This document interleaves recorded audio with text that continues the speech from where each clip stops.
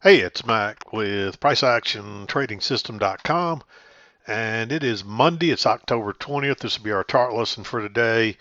And a quick look at our daily chart again. You can see that we're continuing to march higher here. Actually, shouldn't say we're continuing to march higher. We've been kind of working sideways here, but we are trending upward.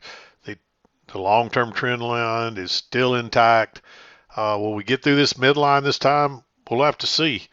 Um, we could not get through that the last time we trended up here or traded up here. And you can see we did close right at it today and closed on our high. Very bullish day today. And you'll see it. We had a trend up with a break and two legs up. And instead of much of a correction, we just kind of folded over and started a new trend that was a little flatter, a little more normal, healthy trend. So most of the time your normal healthy trend is a 45-degree angle, much like this. It just goes from one corner of your chart to the next. If it's steeper than that, it's usually too strong, and if it's flatter than that, it's usually a little weaker. So we mostly up today. Actually, pretty much all up today, other than a little correction there um, between the two trends. And we definitely closed almost on the high today. So big bullish day. We've taken pretty much all of the sell-off back. We're back where we started. And so 1, 2, 3, 4, 5, 6. We took that big sell-off day back in about 6 trading days. Really, we took most of it back in about 2 days because we were trading back down here again. But none of these moves lower here were able to close outside that trend line. So in my opinion, this trend is still intact, and we're still headed higher. So at the very least, we're going to chop sideways maybe a little more, but we're continuing to trend upwards as well. So there it is on the daily chart. Let's flip over to the 2000 tick chart, and you'll see it. It's a rather bullish day. So but let's flip over there. And you can see it here. You can see the trend up. We had a close outside, a couple legs up, then we corrected sideways a little bit, and then moved up and continued to kind of work sideways there. So you can see that break here and two legs up, and then this was the correction here before really all we did was we just kind of folded over into this flatter channel. I mean, you could trade this really both ways if you wanted to, if you had a setup to trade it both ways. I don't really see anything here that would make me want to go short yet. Um, but you could trade it both ways if you liked. But really what we're doing, we're just kind of working sideways before we pushed up and just kind of continued working sideways. But this trend, you can see the trend line still in play here and pushes higher again. And traded right in higher right into the close there, almost not far off the overall highs of the day. But we had some pretty good trades in there. You had to kind of be patient this morning. It took a little while, but things did pick up. We did have some trades here, so you just had to be a little patient because it was close to 9 o'clock before we had our first setup. But we had some pretty good trades thereafter. Pretty good trading day actually. There's several second entries here. All you needed was one or two of them. So and you should be able to hit your target. Um, but we broke higher here into the open. 7 o'clock came. I believe it was right in here somewhere. Yeah, 645. Yeah, right there on that bar up. So I don't really see anything. These are all first entries all the way up, and then we started we're still working higher here, but we had some support along here. So we're just basically working back to the trend line. And you can see we had a 1, 2, 3 triple test right there, right off the key entry point. Definitely enter there. It comes back again and you get a little double bottom, but you don't get a setup there. And then you get this higher low. It actually breaks lower and fails and turns up. You could enter that on the engulfing bar. If you've watched many of my videos, you've probably heard me say most of you should just ignore engulfing bars. They can be hard to trade. They can be You really need to know what you're doing. You need to be a skilled chart reader that's making money on a daily basis for the most part if you're going to trade engulfing bars. Otherwise, 95% of you should leave them alone. If you're learning this, don't trade engulfing bars. Just watch them and always enter after they close if you like the setup and the setup meets our entry criteria after it closes. Um, this one I do like entering on the engulfing bar if you know what's going on there, or you could wait till here and enter one tick above it if you like. It's just a higher low. There was a second entry here, but I just don't. I mean, this is your signal bar and it doesn't qualify, and it looks like we're not really getting any rejection there at this point, so I wouldn't enter at that point. And this one, you can say, somebody will say, well, it's still inside the trend channel.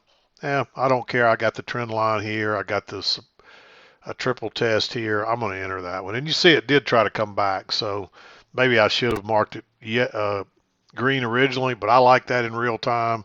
I'm going to take that in real time. So I ended up marking it. Then we run on up here and we finally get a break, but notice there's two legs back and a second entry long and a nice signal bar. We do get a break in new low. Go long right there. And if you're not sure about that one, when you see this higher low, definitely go long there. And then a few minutes later, you get another second entry long with a break and move to a new low right off the EMA. Nice signal bar. And look at that move. If you'd have caught either one of those, you may not have got, you probably even would have got a runner on this one, but definitely off of this one and definitely off of that one. But notice we got the break here. Even with the break, you're apt to get another leg up. So if this plays out and bounces right off, take that trade. And I like that one. And you can see it's two more legs up. So really basically what happens, you had your break and a couple of legs up, and then we're trending lower here. I don't see any reversals. You might say, okay, there's a reversal pattern here, but you'd like for it to set up on the lower side of the key entry point or the EMA there. It does close on that side, so maybe you take that as a failure. It would have worked out if you did, but I think you're better off to wait and see if you get something else, but you don't. And of course, you get the break and a move to a new low. You do have a break and a new low here. This thing is really trending down strongly, so I don't know that you want to step out here and try to pick a bottom.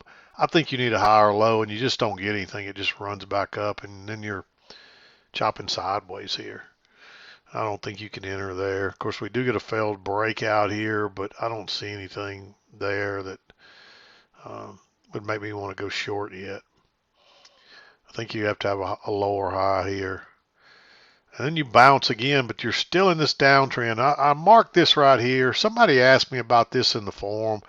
I had a wider one drawn like this, but I didn't draw the more narrow one. You can draw them both. You should, all this more narrow one is, let me color that a different color just so it's easy to see. We'll make that, we'll make it,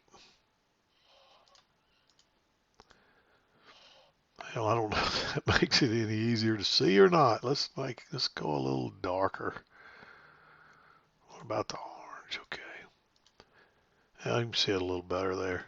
But anyway, that's just a trend within the bigger trend. And you can draw it. There's nothing, just because you don't see it on my chart. I don't draw every single pattern if it doesn't really come into play. I mean, there's some sideways stuff here. There's congestion that's inside the range here that you could draw like so, but I didn't draw it. You don't really need it. It didn't really change anything. And this coming down doesn't change anything either.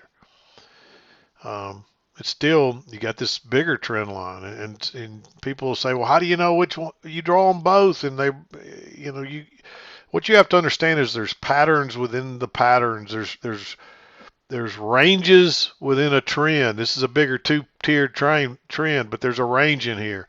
And within that range, there's trends and other ranges. And within that trend down, there's another trend. So that's why this stuff works on any price level, because it's all going on at different levels. So you can draw every single level you want to draw if it helps you to see it. Now don't draw so much stuff on there you get paralyzed and don't know what to do.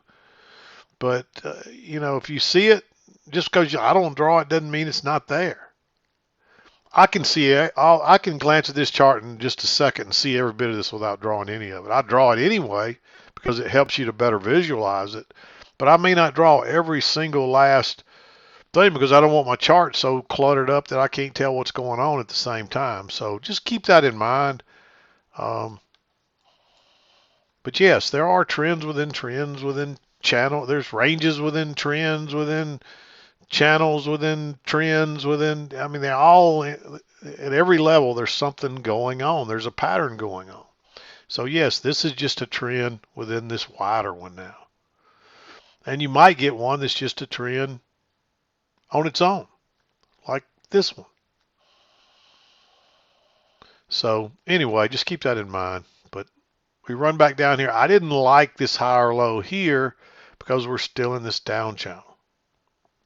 And it looks a little stacked sideways. You might could still argue for that to be green, but as long as we're in this down channel, I would sit tight. Notice we did come off of this trend line, but it hadn't been confirmed yet. So you don't know. At this point, it's hard to know which one's going to win out. And you can see it did come back. Tried to come back and make a new low. It never could because this lower, you're getting support off this trend line that's getting higher and higher. So we never made a new low here, but you got to be concerned about it all the same. So finally we get a triple test here, but that looks too congested. Again, you're not getting rejection. But then you make a higher low, and you've at least had a triple test now, and you came back and tested. You went up and came back, and now you're bouncing again. And this time it looks like you're getting rejection. So I liked entering there. You might argue this is green. I liked it because we got confirmation of this lower trend line too. So that gives me more. Not only do we have the support of in a triple test, we've got a trend line working up under there as well. And you can, and we make a higher low, and we end up making another higher low, but you don't get a setup off of those. But I liked entering there, and it's close. You could argue for it to be green, but I like that entry. And then you get two legs back, and unfortunately no signal bar. And now you're working higher again. But there's no setup here, and you can't, you got to be careful going long up here into this resistance. So this thing just takes off, comes back here, just a first entry. That technically is a second entry when it breaks higher, but you got to go long right into the highs there, the resistance. I just don't think that's a great idea. But a few minutes later, it comes back first entry, and then you get a close outside and a new low, all in one bar. It doesn't break higher on this bar, so for that reason I did make it green. If it would have broke higher here, I would have liked making that blue. But when you get this inside bar here, that changes a little bit, but I still think you might risk that one because it's two legs back to the EMA and you're looking for a retest of the high anyway. So, and it does run up to a new high, and then it comes back first entry, and then that's a second entry long. You can't enter that one on the engulfing bar. You'd have to wait for that to close, but it's another second entry, and you most oftentimes get a break and two legs up, especially when you've got the wider channel here, and you're looking for it to make, you want it to fit here, and you can see how it's fitting. So most likely this was a little higher like it is here, so I like that one. And then, of course, up here at the high, you get a 1, 2, 3 triple test, and turn down right off a possible other side of the channel. Big bearish bar. The problem is the bar is really big and it's real close to the EMA. That's like, it says 8 ticks, but that's not 8 ticks.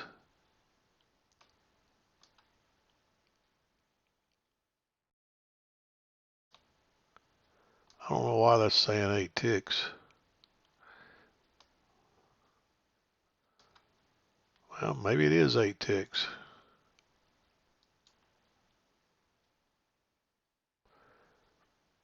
Yeah, I guess it is 8 ticks. So it's not as big as I thought it was, but the problem is it's right into the EMA and you got a little double bottom there. So sometimes you'll get a bounce there, another bounce, and you don't want to risk getting stopped out. So I didn't like that trade. It's running on down. You get a close outside, a couple of legs to a new low, maybe you go along there, but you're better off to wait on the higher low, and that comes over here, and then it runs straight back up. Nice move back up. And then actually I meant to mark this one and missed it. But notice you get a close outside. Um, it's questionable what kind of close you get outside there. To me, it looks like you get a close outside. You don't quite get a new high, and so I wasn't sure whether to make that one red or green. But it's a lower high, and it is a second entry. Technically, your second entry occurred here, and then you make that lower high. So it's a lower high following a second entry is the way I should describe that. And again, you got the EMA real close, but we've been working down, and this one's already played out and making a lower high, so you could say we're still in a downtrend. And so for that reason, I'm not as worried about the EMA there. Because I know somebody's probably going to ask me, well, you didn't like going short into the EMA here, but why here? Well, the chart's different. So here we're still in this move up and above the EMA. Here we've turned back down, and we should be headed back down to here, which is where we end up, but it just takes, because we've been in an uptrend, it takes a little time to get back down there. But that's the difference between here and here is now we've switched and flipped below the EMA. Even though we came back above it, you're still expectation that prices are going to try to go back down here most likely. And when you make that lower high with a double top, that's telling you that's a lower high, and then you make a lower low down here. I don't know if we quite make one, but a few minutes later we do. And notice what happens here. You're working down first entry, and then you get a second entry, and then you move down here, and you get a close outside actually and a move to a new low. This is like a third entry, but you could almost argue there's a triple test across there. You can see that triple test, 1, 2, 3. And I went back and forth about this one. The reason I ended up making it green is because it looks congested there. You didn't get instant rejection. So I was a little concerned about it, but I still think it's one you want to consider entering. It's late in the day too. It's right before 2:30. It turns out to be a pretty good move, but it's not a perfect setup. Plus, the problem too is you're still expecting prices to come down here at this point. But a triple test there. Usually you're going to try to go higher. Notice you do make a new high here compared to this one before you come all the way back down. So anyway, there it is. Not a ton of trades today, but there's some pretty straightforward trades. You should have been able to find two decent trades fairly early on this trend day, and it is a big uptrend day. So is the selling over? I have no idea. This has just been crazy, but it looks like we're going back to the daily chart. It looks like we're going higher. Now that could change tomorrow, but as of now, the trend line held. We got a triple test off of it, and we've rallied strongly the last two trading days. So it looks like the buyers have come back again.